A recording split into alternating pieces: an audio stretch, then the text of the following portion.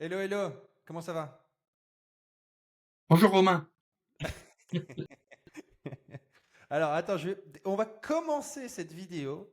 J'avais envie de te montrer une vidéo que tu pourrais peut-être me commenter juste après. J'en ai plusieurs, j'ai plusieurs liens et je voudrais bien que tu me commentes ce que tu en penses.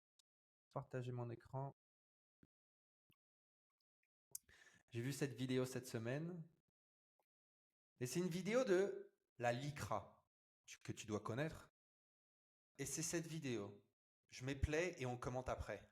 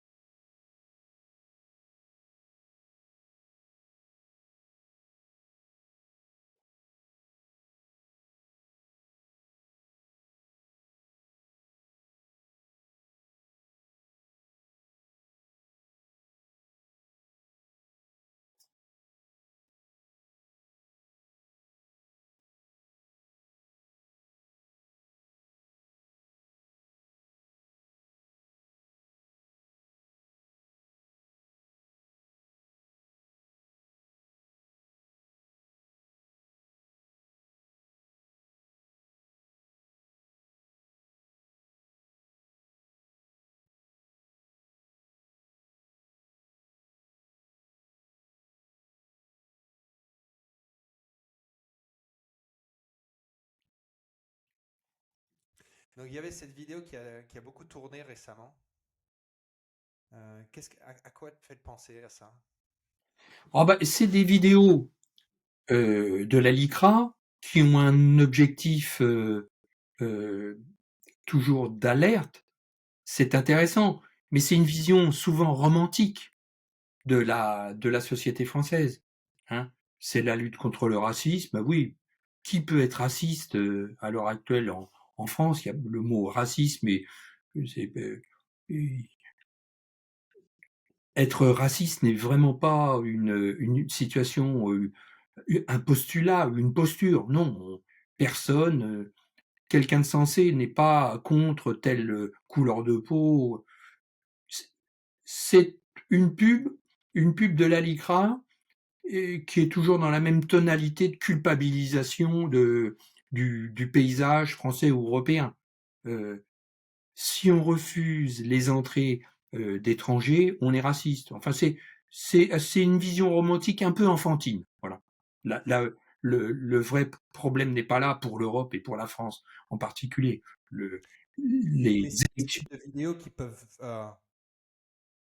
déstabiliser un parti d'extrême droite, par exemple. C'est aussi parce que là, elle a beaucoup tourné. C'est une vidéo de 2021, hein, mais elle a été republiée et vaguement partagée sur les réseaux sociaux avec une extrême droite qui est super gagnante en ce moment. Il y a une coloration selon toi? Ah oui, c'est une coloration extrême gauche, mais ce qui est dit est culpabilisant pour tous ceux, tous les Français ou les électeurs qui ont voté un parti plutôt qu'un autre. Mais c'est une vidéo avec une vision romantique. Tout le monde doit être ouvert, tout le monde doit accepter tous les étrangers hors Union européenne. Voilà, on oublie que bah oui, en Hongrie, le peuple hongrois a envie de faire des choses, le peuple polonais a envie d'autres. Donc c'est un ce type de vidéo, c'est un lieu commun, c'est une vision romantique pour adolescents. Oui, oui, tout va bien. Euh, mais ça, on oublie le réel. Le réel, il n'est pas là. C'est entre au premier tour des élections en France, il y a eu un- une, une, une bombe qui a explosé. C'est un vote massif pour un parti, le Rassemblement national, qui n'était pas prévu. Un vote massif, 10 millions, un peu plus de 10 millions, 12 millions avec l'association des Républicains, et ça, personne n'avait anticipé, ni même le président de la République qui a dissous l'Assemblée nationale. Donc au premier tour des législatives, il va y avoir un deuxième tour dimanche prochain. Même la presse américaine en parle, la presse étrangère. C'est incroyable. Un parti dit d'extrême droite, le RN, dans l'Union européenne, a fait un score monumental en France et a devancé tous les autres partis. Alors ça, Ouais, justement, en parlant parce que c'est pas juste pour faire une vidéo en parlant de l'extrême droite, du succès de l'extrême droite, mais c'est vrai qu'en ce moment, c'est un peu la thématique qui est en France. Mais ma question est la suivante. N'y a-t-il pas une petite forme d'hypocrisie des Français, du peuple français, envers l'extrême droite? Euh, et là, c'est pas pour blâmer les médias ou blâmer les gouvernements ou blâmer des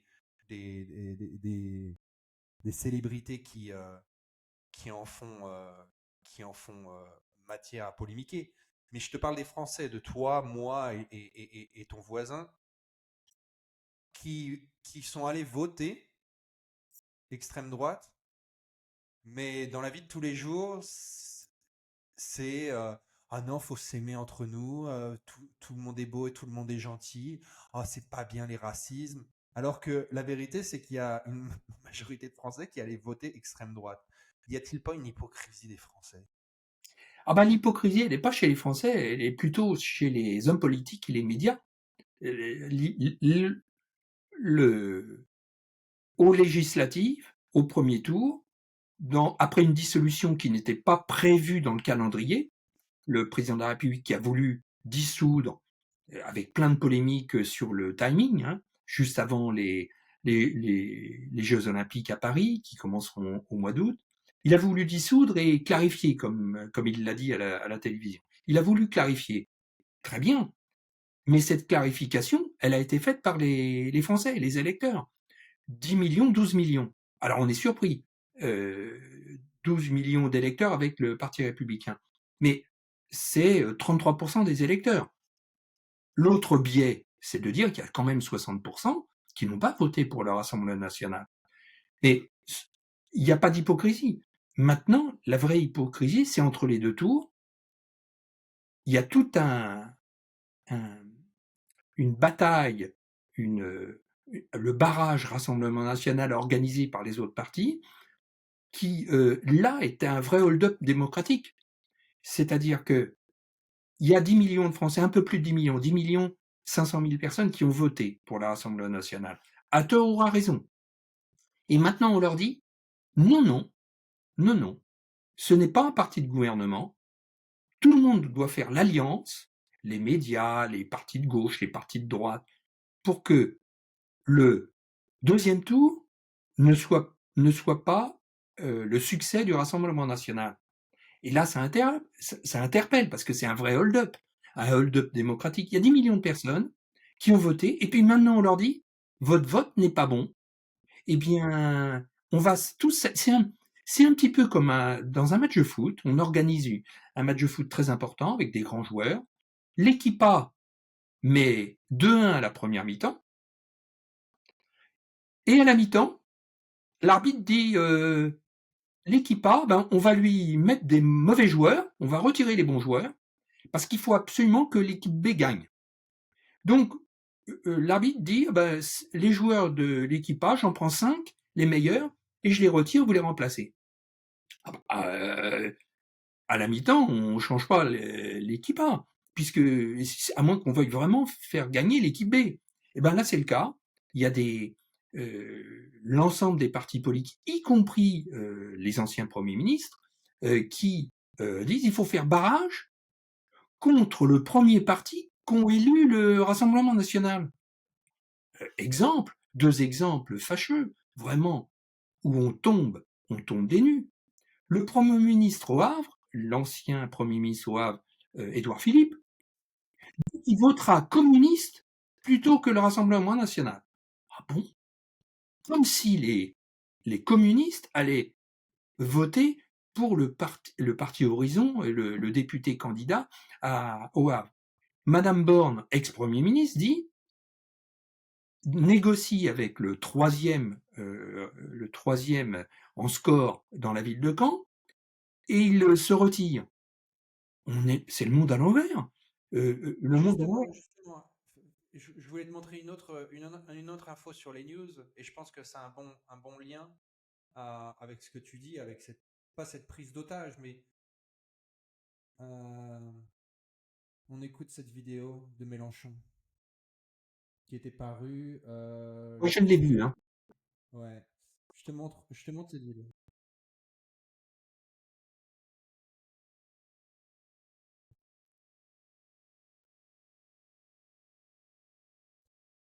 Donc cette vidéo, moi, elle m'a interpellé, c'est parce que c'est eux ou nous. Et je pense que si j'ai bien lu les nouvelles, ils préfèrent se retirer que, euh, que de se faire d'être en face et compagnie. Alors, premièrement, est-ce que c'est une position radicale ou pas radicale, ou justement il fait bien de faire ça, ou c'est un peu le mauvais perdant? Bah, là, c'est incroyable parce que, à la limite, au soir du premier tour, il y a 3 blocs. Le Rassemblement national qui a fait 10 millions de voix, le bloc central du président de la République, ensemble, avec Horizon, c'est 6 millions de voix. Et puis, en voix, le parti de gauche, le Front populaire, avec les LFI, a fait 9 millions de voix. Donc 1 million de voix de moins que le premier. Donc on a 3 blocs. Et les 2 blocs centraux et de gauche s'allient entre eux pour que le premier ne puisse pas être élu au deuxième tour.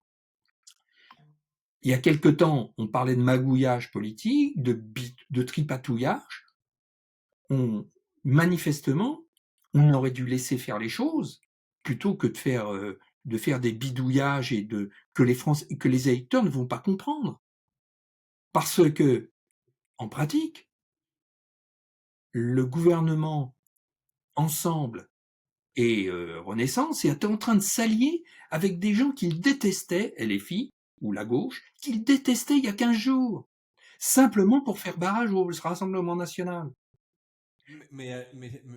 Enfin, j'ai pas envie, j'ai envie de te dire que ça m'étonne pas de que Macron préfère voter pour Mélenchon C'est ça. que de voir l'extrême droite passer. L'ennemi juré, c'est le fascisme que représente l'extrême droite.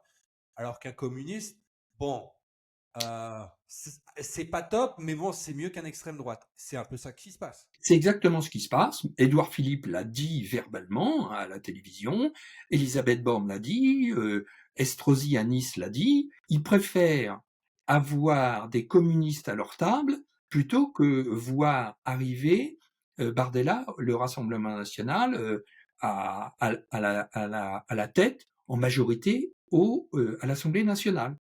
Ceci étant, il y a des coalitions qui interpellent, hein, que le Premier ministre Édouard Philippe de Horizon vote communiste dans sa propre ville, c'est un peu gonflé. Donc le vrai danger là-dedans, c'est que l'électeur qui a été voté enfin, majoritairement, les législatives, il y a eu à peu près 66% de participation. Il y a 30% de personnes qui n'ont pas été votées, 30% de la population française. Eh bien, l'électeur qui va voter se dit, alors j'ai fait l'effort d'aller voter, j'ai sacrifié mon dimanche, et tout compte fait, au deuxième tour, il y a une telle association d'élus et de partis que ce que j'ai voté n'est pas pris en compte. Il va y avoir un vrai ras-le-bol sociétal des électeurs qui diront, bah, la politique vraiment tous pourris, c'est pas la peine que j'aille voter puisque de toute façon, 40% des partis en place vont s'associer, vont faire en sorte de. Il y a le risque qu'il y ait un renoncement démocratique. Alors, Justement, non, pour moi, c'est mon opinion personnelle, c'est que nous ne sommes pas dans une démocratie, nous sommes dans une république. Et on élit on élit des, des électeurs. Et après, ils font leur magouille. Et ça, c'est vraiment pas démocratique. c'est ça. Parce que si vraiment le président de la République ou l'actuel Premier ministre Gabriel Attal jugeait que le Rassemblement national est un parti anti-républicain, tout ce qu'on veut, eh bien, qu'ils prennent avis du Conseil constitutionnel, qui est pro-Macron, Fabius, du Conseil d'État, qui est pro-Macron, et il décide que le Rassemblement national n'est pas un parti républicain, et on le supprime, comme on a supprimé certains groupuscules d'extrême gauche ou d'extrême droite. Mais on ne peut pas laisser concourir pendant des années un parti politique avec 80 députés, bientôt 200, et puis découvrir entre les deux tours que c'est l'horrible parti qu'il faut absolument éliminer. Et surtout, et c'est bien de rappeler, c'est que cette élection, elle est quand même assez incroyable. Et tu me rappelais les chiffres la dernière fois. Euh, on n'est plus sur un 15, or un 12-15% des années 2000 de l'extrême droite. On est sur un 30%. Et ces 12-15, c'était le campagnard du coin qui est extrêmement facho, vieux con et compagnie. Alors que là, tu me disais justement, là, non, on a des votes féminins et on a d'autres votes extrêmement jeunes également qui vont voter extrême droite. Donc, c'est plus quelque chose à ignorer. Alors c'est plus, non pas que je défende le parti Rassemblement national, je suis très éloigné de son programme, mais on ne peut pas dire à un parti politique qui fait 10 millions de voix, plus de 10 millions, 12 millions avec l'association LR, et on ne peut pas dire à ses électeurs, vous avez mal voté, donc on ne prend pas en compte votre vote. Et on prendra en vote que le vote des 2 millions de républicains, LR, et puis des 9 millions de... Alors là c'est scandaleux du point de vue... c'est un hold-up démocratique du code électoral. Alors là-dessus, on rajoute le barrage anti-RN. Si vraiment c'est un parti, et là, la loi, les usages le permettent, si c'est vraiment un parti qu'on ne veut pas voir, ben on fait un référendum ou le président décide unilatéralement, avec l'avis de l'Assemblée nationale, on supprime le Rassemblement national. Mais à partir du moment où il arrive presque aux portes du succès à l'Assemblée nationale, on peut pas les vaincre. Je reviens à mon image du football. C'est un succès volé, c'est un succès où il y a Ah, 10 millions de personnes derrière. et c'est ça qui est inquiétant, parce que les 10 millions d'électeurs, il y en aura autant au deuxième tour. Il est probable qu'au deuxième tour, la campagne barrage anti-RN porte ses fruits, et que peut-être beaucoup de gens changent d'avis. Sauf que le Rassemblement national, il y a plusieurs scénarios. Le premier scénario, il a la majorité absolue, malgré toute la campagne anti-RN, d'accord. Il a la majorité absolue, c'est-à-dire les 299 députés. Deuxième scénario, il n'a pas la majorité absolue, mais il a 250, 260 députés. Troisième scénario, non, il retourne à 180, 160 députés, et là, c'est le Front populaire qui pourrait avoir la majorité. LFI. Alors là, chamboulement. Donc je reviens au premier scénario, il a une majorité en République, si le Rassemblement national majorité en députés, 289, eh bien, le président de la République, Emmanuel Macron, est obligé de s'adresser aux représentants pour faire un gouvernement. C'était Bardella. Deuxième scénario, euh, il n'a pas la majorité, mais il a quand même 260 députés, 250. La barre a été fixée par le président de la République lui-même à 260. À 260, il continue de demander à Bardella d'être Premier ministre. 260 sur 577. À ce moment-là, Bardella doit faire des associations, des compromis avec les Républicains. Et il y a 60 députés, les Républicains. Après, ça va être très dur. Ça va être très dur. Et s'il l'a pas, bah parfait, le Rassemblement national, c'est le troisième scénario, à 150, 200 députés. Mais LFI en a plus, le Front populaire en a plus. Donc, on appelle Mélenchon comme Premier ministre. Alors là, bien sûr que tout le monde sera content dans la population Front populaire, mais alors là, c'est le pompon. Du point de vue économie, du point de vue le programme du Front populaire, là, il y a l'exode. C'est l'exode des Français. Hein. on met la main sur l'épargne des Français pour rembourser la dette. Là, c'est une réalité. Il est interdit d'expulser les squatteurs. On n'a pas le droit d'expulser les mauvais payeurs. Enfin, le programme du Front populaire, c'est soviétique, hein, c'est la Corée du Nord. C'est vraiment, Alors, justement, je te montre cette petite news que j'ai vue. C'est un peu ce que le ressenti de Macron. Macron exclut une coalition avec le FLI, LFI. alors il exclut, mais il veut, le président Macron veut, et le Gabriel Attal, qui sont il faut pas oublier que ce sont des ex-socialistes, hein. Gabriel Attal était au Parti socialiste, Macron était au Parti socialiste, donc ils ont créé l'AREM et puis Renaissance, mais ce sont des socialistes. Donc, dialoguer avec LFI pour le moment, ils disent non, mais le premier parti du Front populaire, c'est LFI. Même Glucksmann, tous les chefs du Parti socialiste ont fait alliance avec Mélenchon. Donc, euh, euh, Mais leur- tu trouves pas ça un peu étonnant, et Macron qui exclut là une coalition? J'ai l'impression qu'il met un peu de l'huile sur le feu pour le boom de Bardella, hein, au final. J'ai l'impression que Macron, il est pas tant. Voilà, je vais faire le conspirationniste, mais est-ce que ça l'arrange pas un peu Macron qui est Bardella qui arrive en tant que Premier ministre quand tu regardes? alors l'ennui, c'est que en France, le président de la République et Gabriel Attal ont souvent changé d'avis Ouais, sur les dernières semaines. Ils ont changé d'avis. absolument. La première tactique, qui était louable, hein, ça avait été de dire on laisse le Rassemblement national monter en électeur et on lui donne le poste de Premier ministre puisqu'il a la majorité. Voilà. Et puis de cette manière, eh bien, les Français verront si un Premier ministre Rassemblement national fait mieux que les autres partis. Parce que pour le moment, il n'a jamais été au pouvoir. Et puis de cette manière, pendant 3 ans, le président de la République, lui, reste garant des institutions.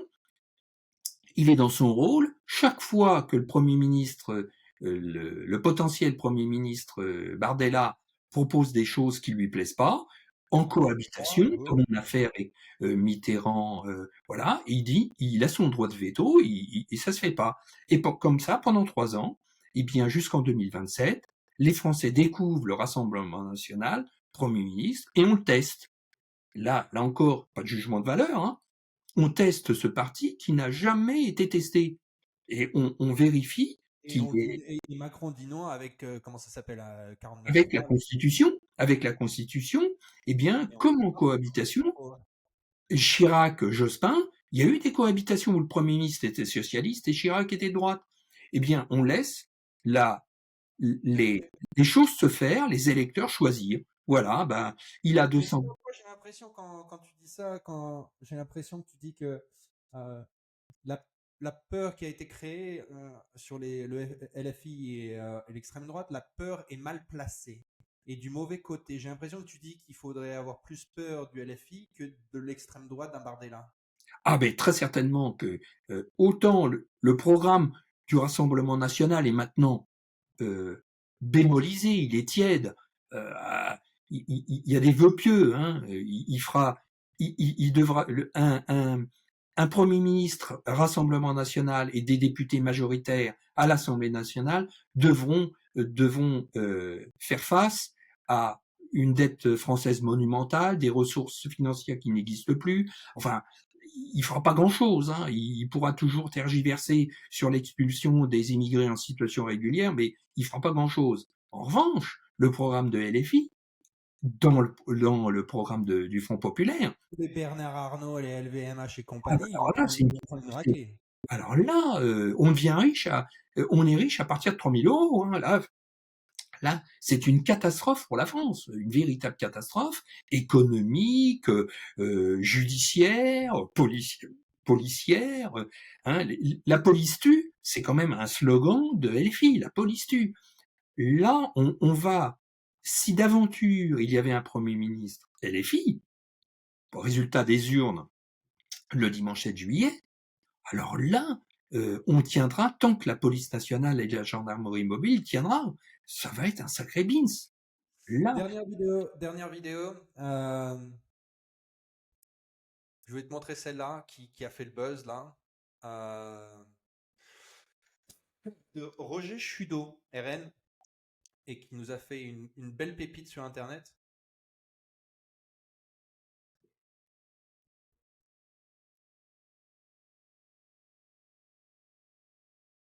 oui, je l'ai vu, hein. Mais c'est un député un candidat député qui n'est pas révélateur, hein. Attends, on regarde pour que les gens qui regardent la vidéo puissent la visionner également. On n'a pas le son, hein.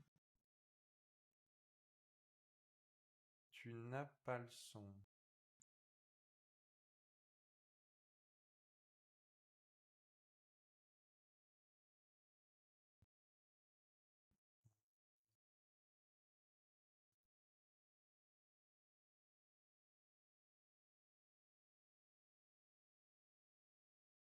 Si tu as pas le son, pas top.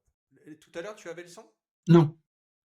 Ah, bon, pas grave. Tu avais donc t'as vu la vidéo. Oui, c'est sur le sujet de la double nationalité, hein, je C'est crois. pas, mais c'est quand même une.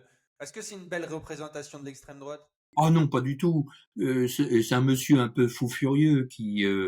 Il parlait de la double nationalité de certains députés. Bon, là, dans le cas d'espèce, c'était Najat Vallaud-Belkacem. C'est une. Elle a été ministre de l'éducation nationale, je crois, ou de la culture, sous un gouvernement de gauche. Euh, Elle est née en France, de parents algériens, je crois. Elle est française, mais le beaucoup de personnes de familles algériennes conservent la nationalité algérienne. Ils sont binationaux. Il n'y a rien de choquant. Moi, Pour je lui, suis en Espagne. Je suis en Espagne. J'étais en Angleterre. Enfin, je suis. avoir la Hey, il y a- Donc l'histoire de la binationalité, ce monsieur disait des bêtises. Le sujet de la binationalité soulevé par le Rassemblement national, il a été précisé. C'est simplement que dans la loi, ce qui se fait déjà, hein, on ne nomme pas à la DGSE ou à la direction de la gendarmerie ou à la direction de la police nationale ou au Conseil supérieur de la magistrature des binationaux s'il est d'origine chinoise ou d'origine russe. Imaginons l'autorité de sécurité nucléaire en France, on nomme un indépendant autorité de sécurité, un monsieur ou une dame qui est franco-russe. Ça arrive puisqu'il y a beaucoup de chercheurs russes qui sont venus en France et qui étaient des scientifiques. Oui, bien sûr, à certains postes clés, on ne peut pas mettre soit Mais, un. mais c'est plus de la. C'est une restriction, non pas vers du racisme, mais c'est juste de la diplomatie internationale ou de la. Voilà. Alors que là, son exemple, lui, c'est ben, on a mis une binationaux au ministère de la Culture et la première langue, ça va devenir l'arabe. Ça, c'est du racisme pur. Oui, c'est du racisme bête, idiot, alors que la langue arabe peut être enseignée à l'éducation nationale. Donc c'est un. Comment se fait-il qu'ils sortent de là alors que Marine Le Pen ou Bardella a nagé à contre-courant pour justement éviter d'avoir ces bourdes-là? Comment ça se fait que ça sort tout d'un coup? Oh bah parce que dans les partis politiques, ils maîtrisent pas tous la candidature. Euh, Deux exemples. Il y a ce monsieur qui disait des choses qui n'étaient pas politiquement intelligentes. Il y a aussi le monsieur qui est Rassemblement national, qui a été élu au premier tour avec dans un petit bled, qui est carrément sous curatelle. C'est-à-dire il est un peu fou. C'est un cotorep. Il est sous curatelle, il n'est pas autorisé, il n'était même pas inscrit sur les listes électorales de sa ville, de sa circonscription. À l'inverse, chez les filles à Aix-en-Provence, il y a un fichier S qui a qui a été presque qui a candidaté au premier tour et qui réussit d'être deuxième tour, c'est un fichier S par 3 fois. Fichier S, police, préfecture. un islamiste français, hein, lui pur français.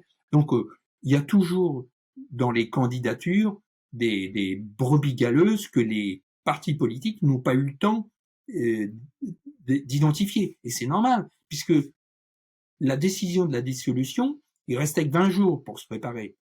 Donc les partis politiques, quels qu'ils soient, qui n'étaient pas au gouvernement, n'ont pas eu le temps d'enlever les brebis galeuses évidentes. Alors il y en a 3 ou 4 pour chaque parti. Les partis de gouvernement, les LR ou Ensemble, eux, ils avaient l'histoire de leur parti et leur candidat était irréprochable. On termine, une conclusion de cette semaine selon toi? Ben, la conclusion, c'est que le deuxième tour va être en France, va être monumentalement important parce que les enjeux sont lourds. Hein. Le président du CIO d'Organisation des Jeux Olympiques international a dit s'il y a trop de troubles à l'ordre public à partir du 14 juillet en France, ils reporteront les Jeux Olympiques. Le président du CIO, on voit que si c'est le Rassemblement national qui confirme sa puissance avec une majorité absolue, on va vers des troubles à l'ordre public monumentaux. Mais est-ce que tu vois ça comme des fanatiques type Trump Ah non, c'est plutôt la gauche qui va, les LFI qui vont faire des manifestations partout. Et pour le moment, la police nationale et la gendarmerie tiennent. Ils tiennent, mais ça fait des moments. Hein. Il y a le Tour de France, il y a des émeutes, il y a eu les Gilets jaunes, il va y avoir les Jeux Olympiques. là ils en ont Là, ils sont, la police et la gendarmerie sont épuisés et puis ils vont avoir face à eux si c'est le Rassemblement national qui est, comment dirais-je, qui réussit à avoir la majorité des députés, il va avoir tout un mouvement de gauche pur et dur. Et à l'inverse, si c'est LFI, le Front populaire qui gagne la majorité, il y aura là des manifestations monumentales pendant quelque temps, et puis beaucoup de peur du programme LFI pour les électeurs. Donc on est et tout ça à quelques semaines des Jeux Olympiques où la sécurité devra être garantie. Donc dimanche, c'est un point tournant, hein, MTB, un moment où tout bascule. Vraiment pas facile à gérer. Hein. top. Merci pour ça. On se retrouve la semaine prochaine, jeudi. Et ce sera à J-3. Non, ce sera J+3. J+3. On se retrouve jeudi. Pardon, oui, c'est vrai. Et on commentera ce qui s'est passé. Ciao, ciao!